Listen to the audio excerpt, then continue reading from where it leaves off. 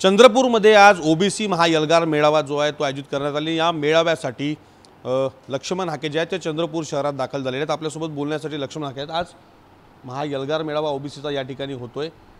त्याआधी तुम्ही अनेकांच्या भेटीगाठी सुद्धा या ठिकाणी ओबीसी नेत्यांच्या घेणार आहेत। एक मोठं व्याख्यान सुद्धा या ठिकाणी होणार आहे। या भागातील ओबीसींना जनजागृती करण्याची मोहीम आहे। खरं तर विदर्भ हा ओबीसी चळवळीमध्ये कधीच मागे नव्हता, पण आता सध्या ओबीसीचं आरक्षण आणि ओबीसी आरक्षणाची चौकट उद्ध्वस्त करण्याचं काम या मुख्यमंत्र्याच्या हातून होत असताना विदर्भामधल्या काही माझ्या तरुण नेतृत्वाला, तरुण युवकांना की आता सध्या काय सुरू आहे ओबीसी आरक्षणाच्या बाबतीमध्ये हे प्रश्न डोळ्यासमोर ठेवून काही नेत्यांच्या त्याचबरोबर तरुणांना एक त्यांच्याशी संवाद साधावा या दृष्टिकोनातून आज मी विदर्भामधल्या आज चंद्रपूरमध्ये आलो आहे आणि संध्याकाळी 5 वाजता जाहीर सभा होती।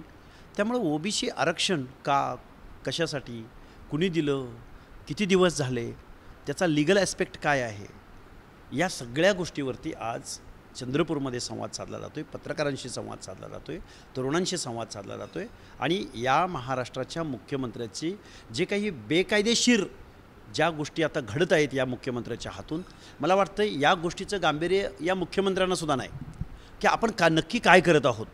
ओबीसी हा सुस्त अजगराप्रमाणे झोपलेला आहे, पण जर ओबीसी जर जागा झाला तर या महाराष्ट्राच्या मुख्यमंत्र्याला याचा सडेतोड जाब येऊ घातलेल्या निवडणुकीमध्ये हा ओबीसी विचारू शकतो। एकनाथ शिंदेंच्या पाठीमागे असलेला चाणक्य लक्ष्मण हाकेंच्या पाठीशी असल्याचा टीका जी आहे ती भास्कर जाधवांनी केलेली आहे। विक्रारे तुमच्या या संपूर्ण चळवळीमागे फडणवीस असल्याचं बोललं जात आहे। भास्कर जाधवांना आरक्षणामधलं किती कळतं।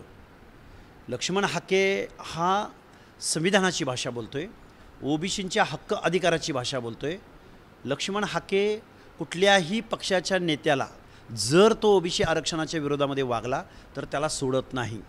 मग ते अशोकराव चव्हाण असोत किंवा पृथ्वीराज बाबा चव्हाण असोत किंवा शरदचंद्रजी पवार असोत किंवा अजून कोणी एकनाथराव शिंदे असोत, जो ओबीसीच्या हिताच्या आड येईल त्या माणसाला रोखठोक प्रश्न विचारण्याचं काम लक्ष्मण हाके करतोय। त्यामुळं भास्कर जाधवांनी विधानसभेमध्ये जे आकांडतांडव केलं त्याचंही उत्तर कधीतरी आम्ही या भास्कर जाधवांना विचारणार आहोत। कोकणामधला खरा कुणबी कोण की जो सोशली बॅकवर्डनेस प्रूव्ह करू शकतो, त्या कुणब्याच्या सुतावरनं स्वर्ग गाठण्याचा प्रयत्न जो या महाराष्ट्रामध्ये होतोय त्याचा जाब, त्याचं ऑडिट विचारलं जाणार आहे। आजच्या या यलगार मेळाव्यामध्ये काँग्रेस नेते विजय वडेट्टीवार असणार आहेत।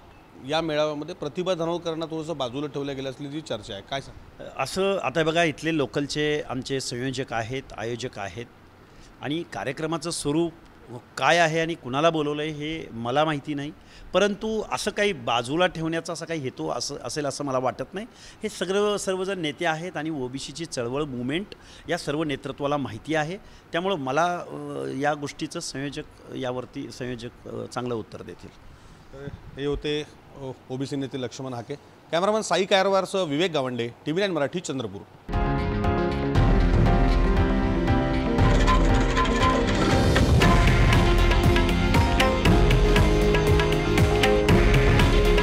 हे आहे देशातील नंबर 1 न्यूज नेटवर्क आणि आपण पाहत आहात TV9 मराठी। काळजी तुमची, हित महाराष्ट्राचं।